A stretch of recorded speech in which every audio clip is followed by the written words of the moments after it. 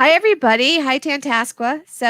We are, all of the science teachers are ready today to give you a special presentation on the American chestnut. We're going to tell you a little bit about the story of the American chestnut, as well as how Tantasqua got involved in the biggest de-extinction project that has ever happened. So I'm just going to do a quick introduction to tell you what's going on. So I'm Miss Daly, for those of you guys that don't know me. And I am reporting live from my house, and I'm like kind of command central. And we also have Mr. Green, who is reporting from the top of Mount Ella, which is in Munson, Massachusetts. I'll give you a little. There he is. And we have Miss Amadeo, who is reporting from Tantasqua in our research orchard, along with Lois Bro Milliken, who is one of our American chestnut experts that helps us out. All right. So we're going to start off. Mr. Green is going to give us a little overview of what's going on up at Mount Ella and tell us a little bit of the background. So I'll give it to you, Mr. Green. Hi, everybody. So I'm at a place in Munson called Flint Park. Flint Park has been in existence for the town for quite a while, and it was started back in the late 1800s. Really, the property was originally owned by the person, William Flint, who ran a quarry in Munson, a granite quarry, and he had a lot of money. And so as he made more money and lived his life at the bottom of this mountain, he started to think that the woods here was so nice that he should share his land with everybody in town by making it into a park, and that's what he did. So in the late 1800s, this park had picnic grounds, and there was a zoo here. And there was roller skating, and at the top of the mountain, there's a forest coming up here. That's where I'm standing right now. There was a 100-foot tower, which you can see in the picture there, and horse and carriage roads, and basically people would come here to relax, maybe on a Sunday, and have a picnic. And they would also, if it was the right time of year, do something called chestnutting, which is kind of like if you think about apple picking today in the fall, people would come up into the forest here and they would pick chestnuts. Because the woods here at Flint Park happens to be filled with this really important tree called the American chestnut. The park today does not have the 100-foot tower. There is no zoo and there's no roller skating. But it does have some excellent hiking up on the mountain. There's a disc golf course here, which is pretty new. Further down, closer to the roads, there's a playground, and there are a number of soccer fields and other sports fields. And lots of people come here and use the park today. But it's just sort of being remembered these days that the American chestnuts are here as part of the forest. And we'll get to a little bit about why that is later. But right now I'd like to talk about chestnuts in history. So what's the big deal about American chestnut? And if you go back to, before it turned from 1800s to the 1900s, if you go back before that, and you went into the forests all up and down the east coast of the United States, you would find that there were some really huge trees that are bigger than the trees that we have today. They could grow to be 100 feet tall. If you're looking at the picture that's on your screen right now, you can see that the thickness of the trunk could grow to be very wide. There's a whole family standing in front of this one. And so just the sheer size of the tree made it pretty special. Aside from the look of the tree and the size of it, it was really useful. So people would use it for its wood. its wood happens to be very special because it has three good qualities that not actually, I think there is no other timber tree today that possesses all three of these qualities. The wood is strong and lightweight, so it was really good for building things like barns and houses and things like that. And it was also rot resistant. So without treating the wood like we have to do today with pressure treated wood, you could build things outside with it and it would not rot away, like telephone poles and fences and the railroad ties on that, the picture of the train that you see there. There are even telephone poles today that are made out of American chestnut that still carry wires in Massachusetts that are untreated and they're still standing there. And aside from the wood, it was also a really important food source. People fed the food, the chestnuts that grow on the trees to their animals. Because there were so many chestnuts in the forest, sometimes if you were a farmer that lived near the edge of the woods, you could let some animals out into the forest and you would be able to, the animals would be able to find that food in the fall themselves. There also, people ate the chestnut themselves. We've all heard the Christmas song, Chestnuts Roasting Over an Open Fire. That's a famous song because chestnuts used to be an everyday part of people's lives. If you look at the picture in the upper left-hand corner there, you see it looks like people, I don't know, hitting things or throwing things. Those people are chestnutting. They're up in the woods somewhere gathering the seeds from the chestnut for eating. And it was really important food for people, but also it was really important for wildlife. And so people lost, when American chestnut started having its problems, people lost a really important thing in their lives, but so did wildlife. Chestnut happens to be, the chestnuts from the tree are eaten by all kinds of animals, big and small, from birds to squirrels and things like bears and deer and turkey. All of those animals would eat chestnut. And the thing about American chestnut is that it was really reliable producer of food. Every single year it bears fruit. And other trees like oaks, which took the chestnut's place, they have acorns, but they're not so reliable. And some years they may make a lot of seeds and other years they don't make any. And so when ecosystems lost American chestnut from the ecosystem, there are lots of big changes occurred. A lot of those changes are not documented though, because ecology wasn't as exact a science back in the 1900s as it is now. But we do have reports from hunters that when chestnuts started to have a problem, there was a lot less wild game to hunt in the woods and things like that. So we do have some evidence that in American chestnut was important and that the loss of it changed things. So today, I've kind of said a lot of times we've lost the chestnut. What am I talking about? Well, today, American chestnut is a lot different than it used to be. And I'm going to turn my camera around so that I can show you some things up here at the top of Mount Ella in Flint Park. Give me one sec here. All right, should be turning around right now.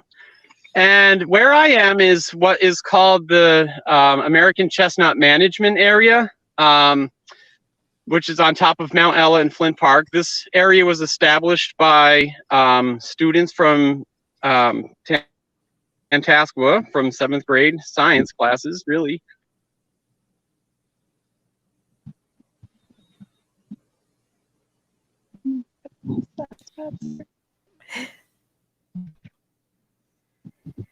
All right, we've lost Mr. Green for a second. Hopefully he'll be back. That's the trouble with going live. We weren't sure how everything was going to work out. But let me go back to his picture and I'll see if I can talk a little bit about what he said. And so he's showing you right now, these are the chestnut trees up at the top of Mount Ella. They have some really unique leaves, which we'll show you if we don't get it on this live feed. We'll show you in a few minutes what that looks like. And this is where we've done a lot of work gathering the chestnuts that actually are planted in our orchard, which we'll hear about in a second. All right. So, yeah, we should be getting Mr. Green back in a second. Now I'm just by myself here on Command Central. There we go. So what he's going to tell you is that there is a disease that has happened that is killing the trees. So here you can see this is something called the blight, which really it's that orangey color that's all over the bark. And it is basically strangling the tree from getting all of the things that it needs. It's called Cryphonectria parasitica is the name of the fungus. And it has effectively killed all of the chestnuts, as we saw in the picture with the really large tree a while ago. Those no longer exist. But something happened on the top of Mount Ella. There was a tornado that I'm sure you guys remember. Actually, the anniversary was just a little while ago, a couple days ago, actually. And it kind of cleared a path. And we're going to talk about that in a few minutes about how the chestnuts kind of were able to come back a little bit, not in their original form, but because the fungus doesn't ever get under the ground, the roots are still there. And so I'm going to actually turn it over right now to Miss Amadeo, if that's okay. And she's going to come over to our from our research orchard in Tantascwa. Hi, guys. Yes, so I am at the junior high. And you can see that behind me is our chestnut orchard that you guys drive by every day to get into the school. And that's chestnut tree that we've grown from a little seedling. So I'll start by talking about, so first of all, we're part of a huge project, and you can see on my shirt, the American Chestnut Foundation. We have joined their project to help bring back the American chestnut tree. So like Miss Daly was just saying, we're bringing them back to their original form, but what we are doing is trying to bring them back to the best of our ability. So they have been working since the early 80s to figure out what the best solution is to bring back the American chestnut. And what we have determined is that through genetic crossing, we have created something that is 15/16 American chestnut and then 1/16 Chinese chestnut. And hopefully when we get Mr. Green back, he'll explain a little bit more about where that Chinese chestnut comes into play with why we would crossbreed them together. He's back. So Mr. Green, yeah. back. All right. So, Mr. Green, we lost you there first. That's okay. We lost you for a second. And I had just started to talk about the blight a little bit and showed them the picture of the blight. So if you want to jump back in, and then we'll head back to the research orchard in a few minutes. Okay. Did you hear about the leaf of the chestnut, or did it cut out before that? It cut out right before that. Okay. So I'll just start where I left off. So sorry about that. I guess the service is spotty. But anyway, this is an American chestnut tree, all these bushy things. And you're like, well, it doesn't look like the big tree you were talking about. What happened? And basically, this is what they're like today. They don't grow big to 100 feet. They don't get huge trunks on them. They don't have wood that we can all use. And we left off by looking at this leaf here, and this is a typical American chestnut leaf. You can see that it's really long and thin. They call this canoe-shaped, and it has pretty easy to see like spikes on the edge of the tips of the veins in the leaf. So, when you're out in your travels through the woods around your own house, you might come across something like this.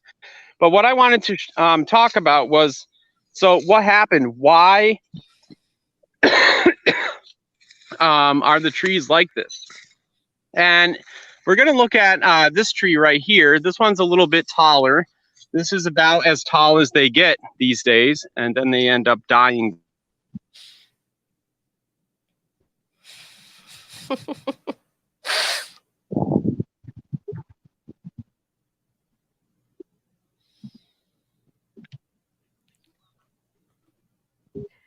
All right. I guess the service when you're on top of a mountain is pretty unreliable. So I'm going to jump back in with a little bit of history that could talk about. So, as Mr. Green said, those trees don't get as big as they once did, and it's because of this fungus that came along. So, how did the fungus get there? So, this is a picture of the Bronx Zoo, which is in New York, and obviously there's lots of animals there, but they also had they were importing over a lot of different plants from all over the world. And one of the trees that they imported over there was the Chinese chestnut. And so when the Chinese chestnut was brought over to the Bronx Zoo, it carried this fungus and it didn't affect the Chinese chestnut. And no one knew that it was going to be a problem until trees started dying. So I believe we have a map of the range. Oh yeah, so here's a picture of trees. These humongous trees just falling over and just crashing, starting in the epicenter in New York City, and then effectively going down the entire East Coast. So let me show you what the range looked like. Some more trees. All right, so the map on your right shows where the American chestnut tree grows. And it's the only place it grows in the world is right where all that green range is, which is pretty much down the East Coast of the United States. And so once this fungus started spreading, it spreads through the air. It started killing all of those trees. And I think it was about 50 years or so, all of the American chestnut trees were wiped out.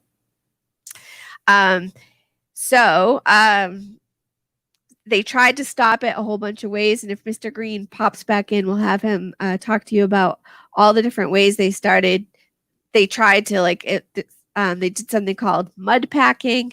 They tried making breaks through the forest, but nothing stopped it. The trees just kept dying and dying and dying. Here's Mr. Green again. Hey. Hi. Sorry. It's okay. So, what we left off was I was just talking about the Bronx Zoo and how they brought over the Chinese chestnut. And now I'm showing them the range where the chestnuts grew, but it's actually perfect timing because I know that you know a lot about how they tried to stop the fungus from spreading. Okay. Yeah. So when the chestnuts started to die, people all over, started to become upset because this tree was important. And at first, people didn't know about the fungus. They didn't know really why the trees were sick. They could just see that a tree in one area would start to die. And then after that one, it would sort of spread to the tree next to it. So the first idea was, well, if a tree is sick, we should cut it down and burn it. And whatever it is that's making the tree sick, hopefully will die in the fire and then will not spread. You have to remember, this is the invention of the microscope, was still being perfected. So seeing things like funguses that are very small and other pathogens like that was not something people knew a lot about. So they started cutting trees down, but that didn't really stop it. And the fungus spread further out from New York City. And then it was in Connecticut and Massachusetts and New Jersey. And then the fungus spread even further until it was in Pennsylvania, and the state of Pennsylvania hired kind of like a whole army of people to cut down a mile-wide line of chestnut trees to try to stop the disease from spreading further. But it just spread because it travels in the air, and it doesn't matter if you cut down the tree that's sick, because the spores can get out of the tree and fly in the air to the next tree. So basically, in 40 years, all the trees that are growing in the chestnut's natural range in the United States had died back all the way down to the ground. And all those attempts failed. That doesn't mean that people gave up, though, because, if we're looking around here, we still have chestnut trees. So they didn't actually die all the way. This is kind of the weird thing. They died back, but the chestnut fungus cannot survive underground. So it attacks the top part of the tree, but underground, the roots stay alive.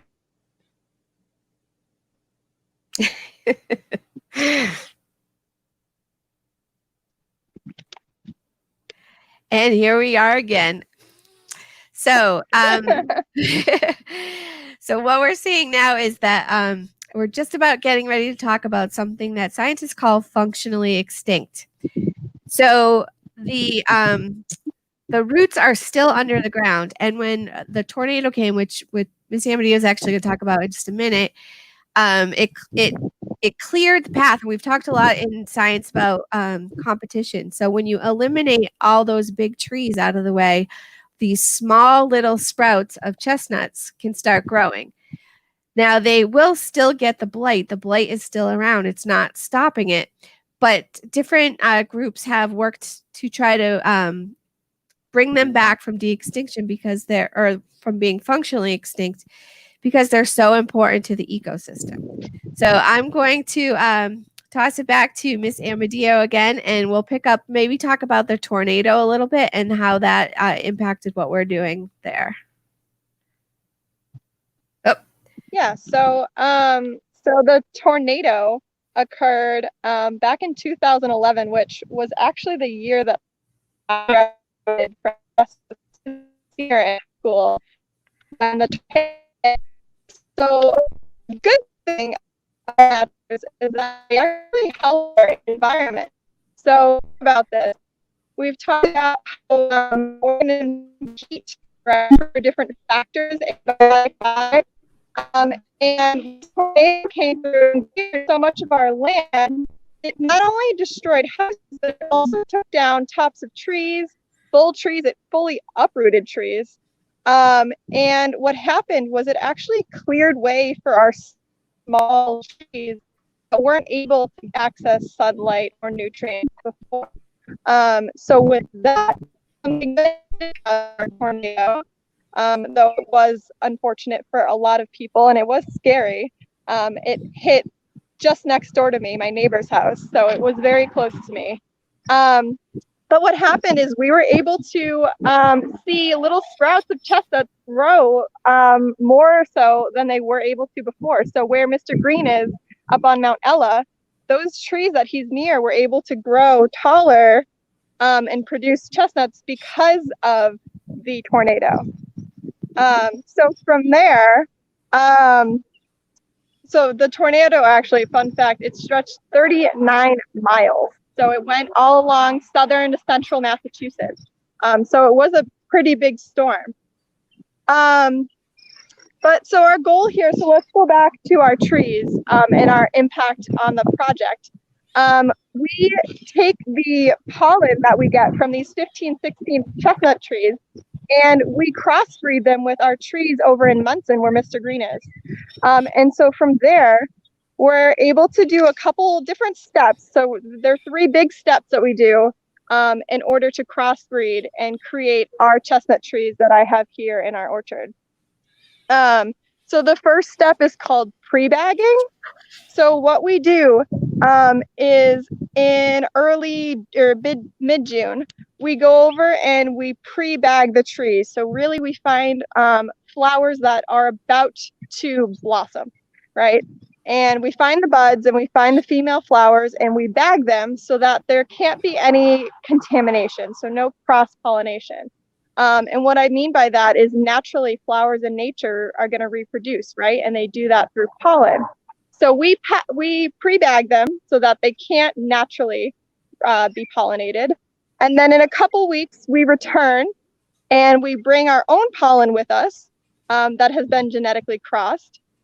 And we pollinate the female flower. We rebag it. And what you can see on the picture on the slide on the right side is actually what this would look like. You can see the dust particles of pollen. And we just kind of spritz that on, and then we bag it back up like the tree on the left. That's what they look like. And then from there we return in the fall, and we harvest these lovely little chestnut burrs, as you can see in this picture. They look fun. They look fluffy. They're not fluffy. They're very sharp. They're very spiky. And think of this as like an adaptation, right? This is protecting our little seedlings on the inside. So what we do is we wear thick protective gloves. We crack open these burrs, the sharp, spiky outer burr, and then on the inside we get this soft, felty inner, almost cradling, if you will, our little triplets of seeds. So in every single chestnut burr, we find 3 chestnut seeds. So that's pretty cool. And I wish we had a picture of the actual inside to show you. But this is this is the coolest burr I think I've ever seen. It's a nice one. So yeah, so from there we plant our trees. So those chestnuts we actually grew in our school under heat lamps, and we were able to grow them over the course of the school year. And then come around this time, we would plant them in our orchard. So let's find, this is a pretty small one. So we have this little guy over here.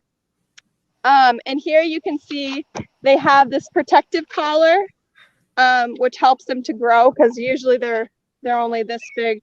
But it also protects them from any animals. We have scented soaps on the outside to kind of steer away animals. You can tell that our leaves are the shape that Mr. Green talked about. We do have some that have been attacked by caterpillars, unfortunately.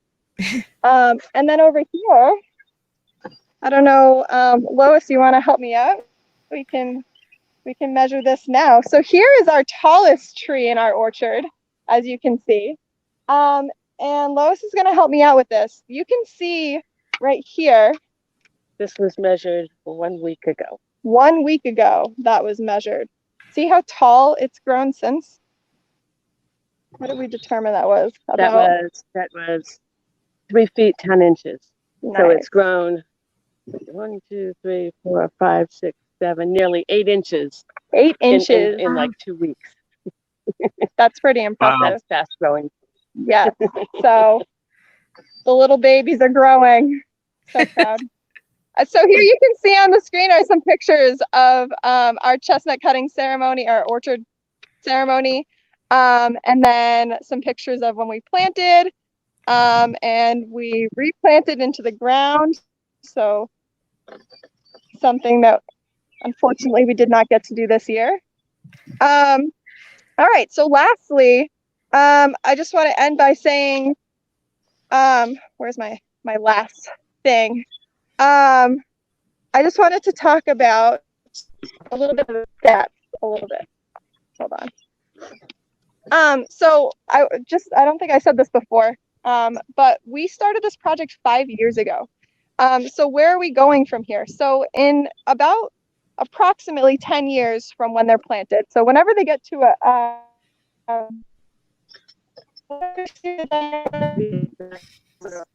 so about 2 inches in. So if you see, it's not really there yet, right? So we still have quite a few more years to go, but approximately 10 years, what's going to happen is these trees are going to be inoculated with blight. We're going to give them blight, okay? And with this, whatever the top 5 to 10 trees, right, that do the best with blight, those are the trees that we're going to take, and we are going to repopulate. Being attacked by a bee in the orchard. And we're going to take those and we're going to use those to repopulate in what Lois is about to talk to you about, the next step of the project. All right. So let me just flip my camera around and we can, do you want to hold it or do you want me to? All right. Yeah. There you go. Lois. My husband Dennis and I have been working and volunteering with different chestnut organizations and schools and people for nearly 20 years. So it's a pretty exciting and fun project. We've had, we started places in Massachusetts and actually different places along the chestnut range. So it's we met some very nice and interesting people. Tree people are very interesting people. But honestly, I have to say that the Tantascwa Chestnut Project is one of the most exciting things that we've been involved in. And that's for two different reasons. I'm not sure if Ms. Daly told you, but the Tantascwa Project is actually the only project like this being done by 7th grade students, which is kind of amazing. And there's another exciting thing that I'm going to talk to you about at the end. But first of all, I want to explain what about math. So before you kind of commonly known as math, manage some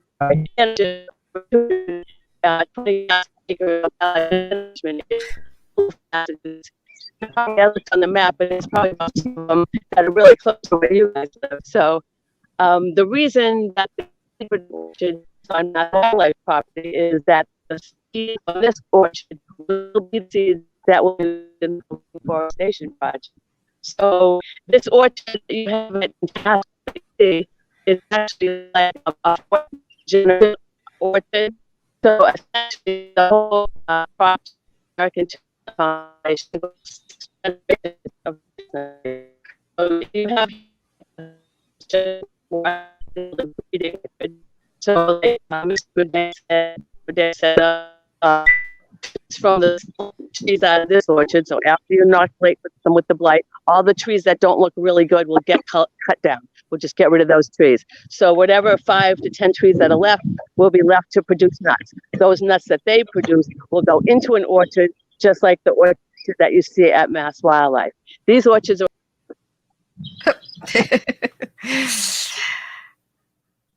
Oh, man. 6,000 trees in a seed There we go. orchard.